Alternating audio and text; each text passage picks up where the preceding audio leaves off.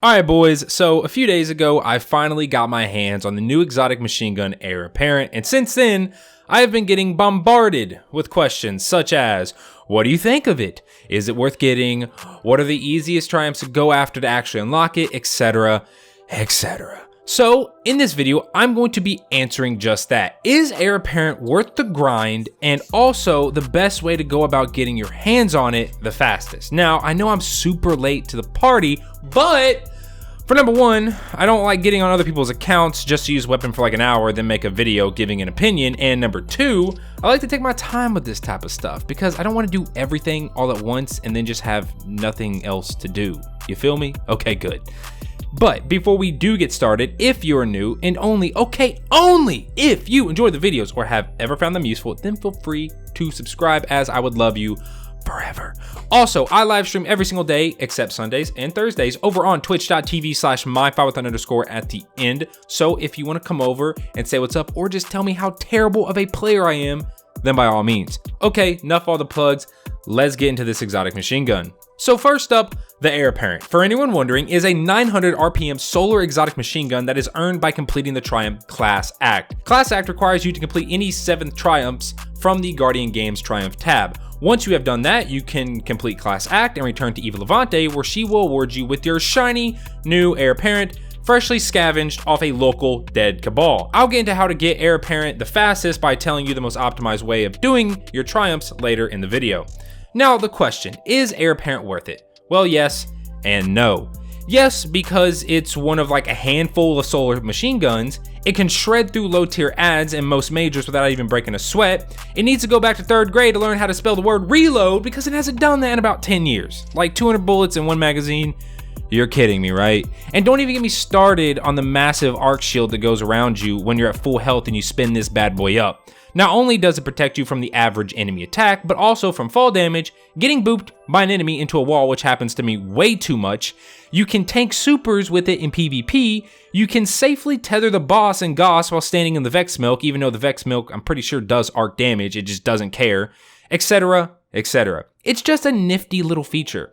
Plus, normally when we get weapons that are from enemy factions, well, they're pretty cool, if not good, and Heir Apparent is no different. Now here, I was originally gonna say, if you're a boring person and only like using the most optimal weapons, then no, you don't need to get it. But after I remember how unused Xenophage was, and just how much of a meme it was for the past 2 seasons, and well, how popular it is now, well, I changed my mind. I think everyone should 100% get this weapon because we never know when Bungie is gonna pull a fast one and change the meta. Now speaking of using optimal weapons, well, where does Heir Apparent fall in terms of how viable it actually is, or how optimal, or like I guess the best optimal way, you know what I'm trying to say. Well, Heir Apparent pretty much outdoes every other machine gun in terms of DPS except for, and you can probably take a guess, Xenophage.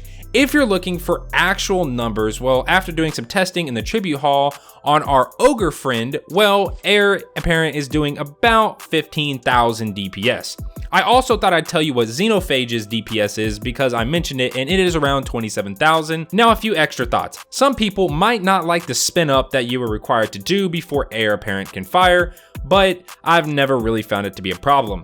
You also have to keep in mind that it is going to be difficult to consistently land precision shots with Heir, and when we look at Xenophage, where you don't even have to land precision shots, well, take all that information as you will. Now, I already said yes to the whole, is Heir Apparent worth it? And even after seeing DPS numbers and knowing that Xeno is better, well, my answer still remains unchanged. Just because something is better doesn't mean the lesser option isn't fun, and oh boy, is Heir Apparent fun. I'm not even joking, this thing, I haven't taken it off since I've gotten it. It's something new, it's something fresh, and honestly, I'm really enjoying it, and I think you will too, even though by looking at DPS numbers, we know that it's not the best. So now let's talk about how you can get the Heir Apparent the fastest. The 7 triumphs you should be going after is Renowned, Great Deeds, Represent, Quintuple Threat, World Class, Guardian Games, and Embrace the Light. Renown requires you to just collect laurels, and well, by the time you have, I don't know, like 2 or 3 other triumphs done, this should already be done. I didn't even remember unlocking this, I just already had it unlocked.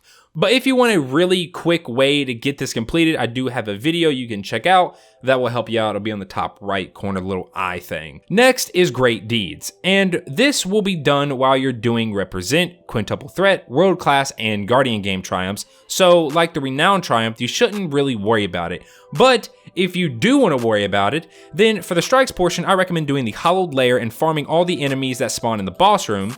For forges, I recommend waiting till the Volunder Forge is the forge of the day, and also remember that you don't need to throw balls into the forge ignition floating thing to increase the timer, but rather all you have to do is kill the enemies that are carrying the balls, you know, like the blue enemies that carry the balls. That will increase your timer. I've literally had one round of a forge lasts like 10 minutes because all you gotta do is just kill the enemies that are carrying the balls. You know, the blue guys that are like glowing blue. We all know what I'm talking about. And finally, for destinations, well, I recommend doing the Reckoning and farming the enemies on the bridge encounter. Now for the Represent Triumph, well, I recommend once again the Hollowed Lair and farming the enemies that spawn in the boss room. Throw on something like Top Tree Dawnblade with Sun Bracers and go to work. For the Quintuple Threat Triumph, well, this one is super self-explanatory, and because bounties, I mean medals, rotate every day, well, it should only take you about 3 days to complete, but honestly, you'll probably get it done by doing the other 2 triumphs that I'm about to mention. Now for the World Class Triumph, if you just so happen to have 3 characters, then whenever forges or destination medals come around, well, you can knock out 9 out of the 10 medals in one day.